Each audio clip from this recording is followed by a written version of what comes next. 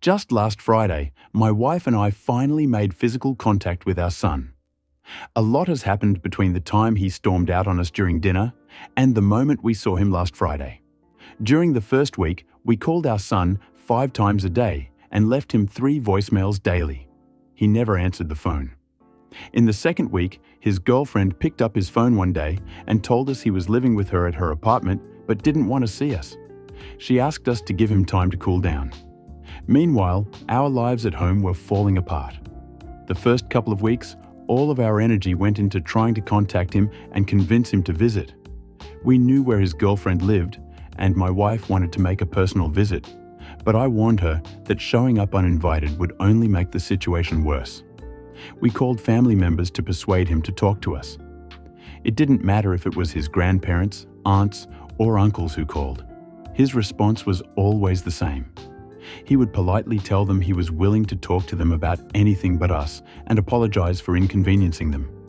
We realized our approach wasn't working. We decided to seek counseling and therapy, not only to figure out how to reconnect with him, but also to process our emotions during this difficult time. We slowly stopped overwhelming him with attempts to contact him.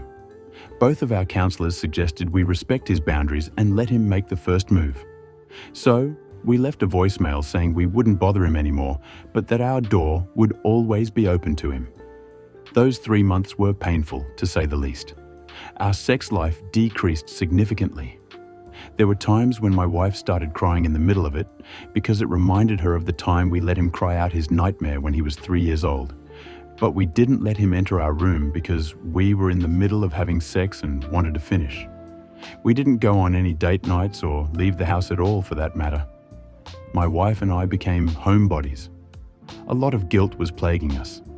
That guilt led to a time of introspection.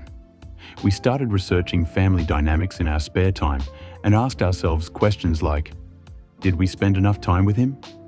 Did he feel like a burden to our relationship? Were we wrong to put our relationship ahead of our relationship with him? We wanted to be aware of what was going on in his life, so we used to follow him on social media. We checked his Facebook page every day. That was a big mistake. We found out that he proposed to his girlfriend last month, and she said yes. We discovered it through a post on his Facebook page. Yes, that's right. We, his parents, found out about the engagement of our only child through Facebook. Jesus Christ. As if we weren't already in enough pain. We were stuck in the same cycle of hurt and frustration until he finally reached out to us. We got a call from our son this past Monday, and it felt like a positive sign from the universe. He said he wanted to talk about our relationship and asked if he could come to our house on Thursday with his girlfriend for support. We obviously said yes. I was anxious. I didn't expect a tearful reunion, but I thought it was a good step toward reconciliation. My wife and I discussed how to lead the conversation, and we both agreed to apologize for any anguish we caused and to listen to what he had to say first. When Thursday came, we sat impatiently waiting for him after we came back from work.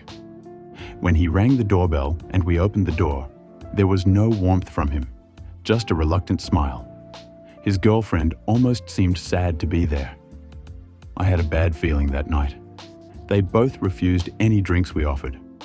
My son looked extremely uncomfortable. My wife told him that if he wanted to speak first, he should.